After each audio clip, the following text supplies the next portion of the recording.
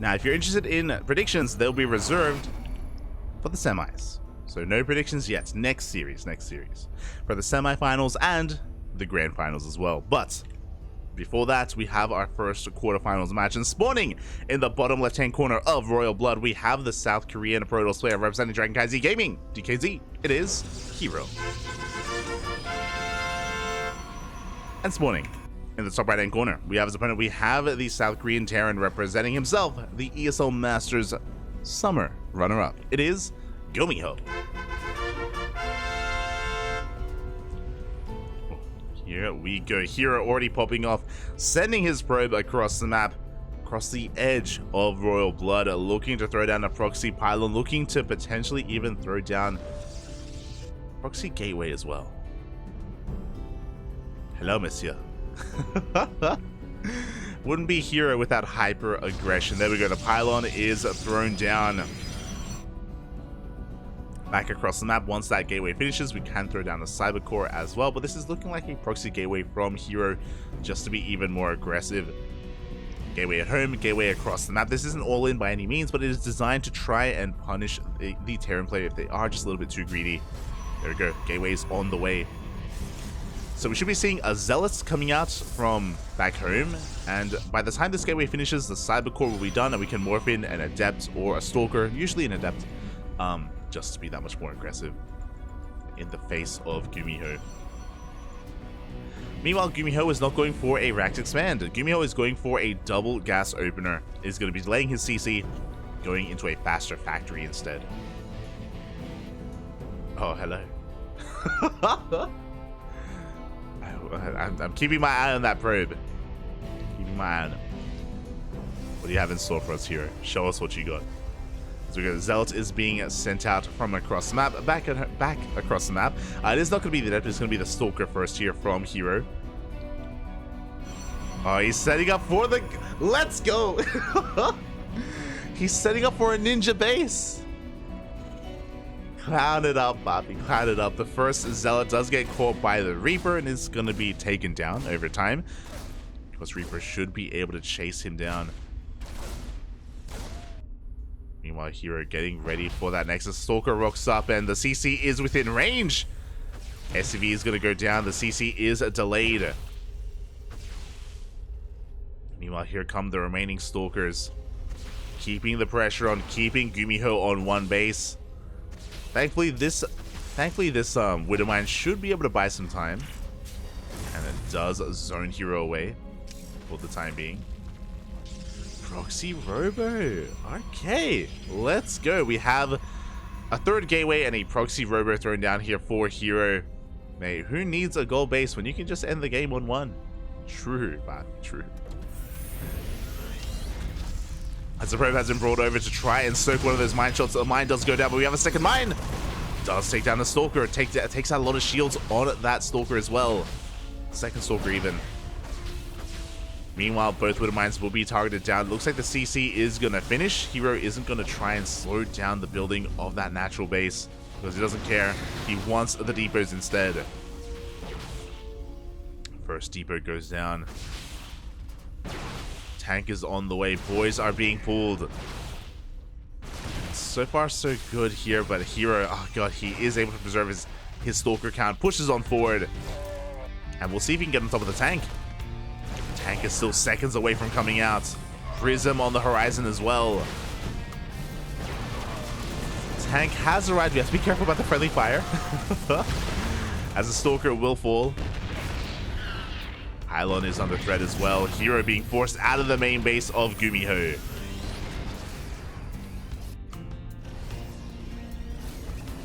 Meanwhile, the wall is about to be a wall, so these Adepts are going to have a hard time dipping in.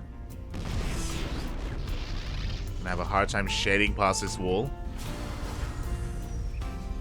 As herO now has high ground vision. Ooh, can actually try and punish that tech lab as well. Yeah, boys being pulled once again, but being pulled into Adepts. Into Stalkers. Another tank has arrived. We get another warp in as well, and there's not enough anti-air to stop this warp in. Here, GuMiho, he may just be losing too much. Especially with these Adepts, they can dive on top of the tank. Oh! That's exactly what they do. The first tank is gonna survive. Up. At least the first one will. The second one, not so much.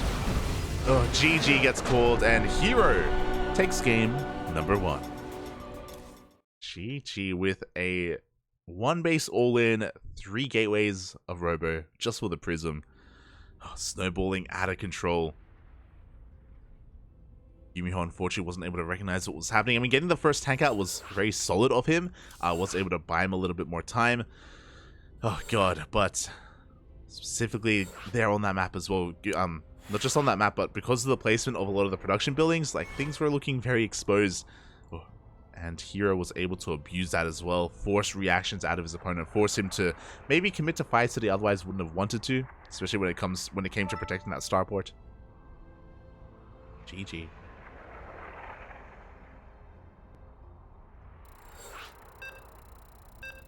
Catching him in the chat. Watch herO proxy Stargate Oracle. He does often go adept into proxy Stargate Oracle. That does occur in quite a lot of herO's PVTs. I wouldn't be surprised if we see that even here in game 2 or even in game 3 at some point this series. Spawning pool is dare iced coffee. Let's go. We need it, Papi. We need it.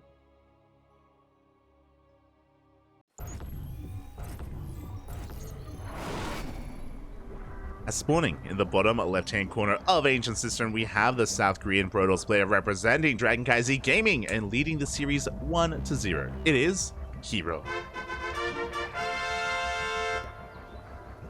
And spawning in the top right-hand corner, we have his opponent. We have the South Korean Terran, the ESL Master Summer runner-up. It is GuMiho.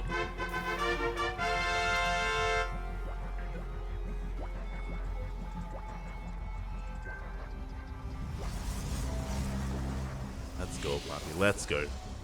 herO already starting off with a bang. With quite a bang.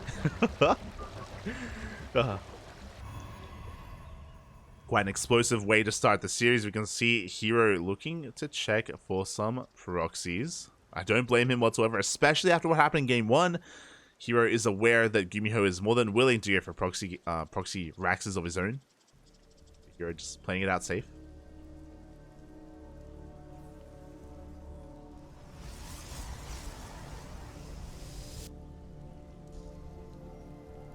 Even herO, he checks every proxy location, by the way, all around his main, all around his side of the map, just making sure he's safe and sound. Meanwhile, GuMiho once again goes for a double gas opener. So once again, he's going to be delaying his CC and going for a faster factory, just like he did in game number 1.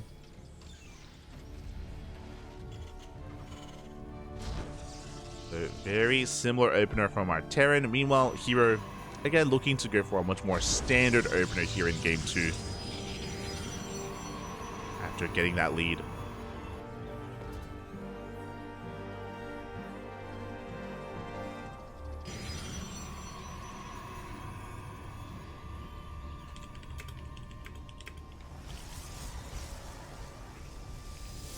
I need to say this. I needed to type that. As we're getting into this back at home, GuMiho working towards his factory as we expected from here. GuMiho even checking for proxies. Oh, so GuMiho is put on notice as well after game 1. Doesn't want to get caught out. Doesn't want to get caught out by anything too crazy. Not again. As herO is going for a Stargate opener this time. Okay, so typically, if we were casting like a quote-unquote standard Protoss player, I would expect this to be for Phoenix Colossus. Because it's herO and because the depths are on the way, I expect this to be an Oracle instead, and we go into Blink Stalkers from here. At least I would hope to see that. herO has gone Phoenix Colossus before, but it's not really his comfort zone. It's not really his bread and butter. Not what he's known for. He's known for being hyper-aggressive with Adepts, with Oracles. You can see the Reaper just dancing here with the first unit. Oh, and it is going to be the Phoenix, actually, not the Oracle from herO. So actually playing very standard. Not just scouting for proxies, but also into this follow-up as well. So with Phoenixes, you get a lot of map control. Yep, there we go. It is going to be Robot. Where's Asher, Papi? Don't add him. Don't add Asher. He's going to smudge. It's Phoenix Colossus. Aye. Not like this. I can hear Asher already. He's like, no, herO, you were the chosen one. You were the one that's not meant to make this unit composition. Because you're cool like that. Nah, not anymore. As we do have a couple of Reapers diving into the main base. They're going to get 2 probes, not too bad. The Adepts are having a hard time keeping up. The Phoenixes have been revealed as the Reapers do get shut down. So GuMiho, he gets 3 probe kills. He gets a scout, confirms the Phoenix production. I believe he also saw the Robo on the low ground as well. So GuMiho is fully aware of the Phoenix Colossus. He's fully aware of what is coming his way. And we'll see how he responds. We have Vikings in production, Cyclone to help deal with those harassing Phoenixes. Speaking of, we do catch one. Up, up, up! Oh my god, we actually catch one. A Phoenix goes down very early on. A rough start for herO. A very expensive loss here in the early game. And these Phoenixes, you want to build them up over time. You want them to snowball out of control. And to lose one Phoenix for free, essentially, is yeah, a rough start for our Protoss player. Now, he's going to be playing it out safe. If you want to as a Protoss in PvT, you can skip out on your first Immortals and you can go into a faster Robotic Spay, into a faster third base.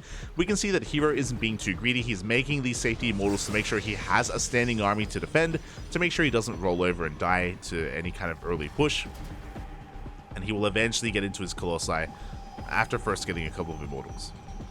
So again, very safe play out of herO once again. You know what? It almost feels like after herO won game 1, like in a very cheeky fashion, like he expects GuMiho to be upset, and he's like, oh, like, I'm not gonna like it when he's angry, Poppy. So yeah, that is kind of reflected here in how he's playing. As GuMiho is gonna be sending everything across the map. Thankfully, herO did make these Immortals. Without them, he would just die. Lockout once again getting a lot of damage done on those Phoenixes. The Immortal army of herO is going to be able to force a GuMiho back. Stim not done, only just now starting. And herO has to be careful not to overextend as well. He's being very ambitious with this push. I mean, without Stim, I guess I can understand it, but he's going to be losing 1, 2 Phoenixes. This is becoming a little bit wasteful. Like, chasing Cyclones like this across the map it was a wild choice. A wild choice that was punished because the Phoenix count was reset. Essentially, we have to rebuild the Phoenix count once again. There's a lot of gas being invested, wasted in rebuilding these Phoenixes. And because there's only 1 Phoenix left, that means that GuMiho has kind of unlocked drop play. There's going to be that much less shutting him down, that much less stopping him from going for drops into the natural, the third, the main.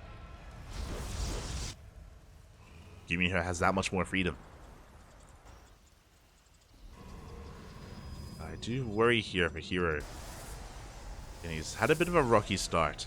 I say that, I mean, he gets his third base up and running. He's got his Colossus out as well. Colossus have arrived. And because of this, herO should be safe against straight up bio push. That's great and all. Without the Phoenixes, he's still vulnerable to the drop play. He's stuck at home. GuMiho on the other side of things has his own third CC in production, so he's not going for a 2-base all-in or anything like that. Is likewise transitioning as well.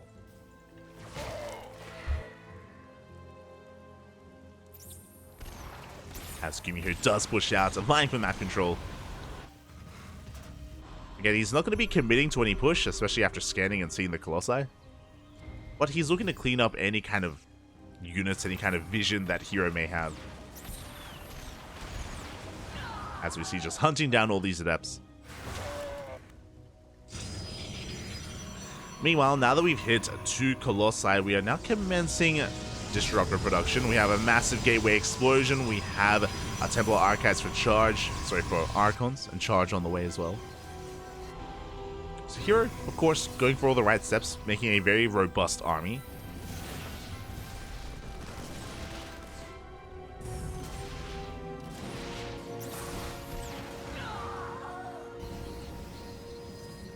Likewise, GuMiho looking to keep up with that economy, with that production.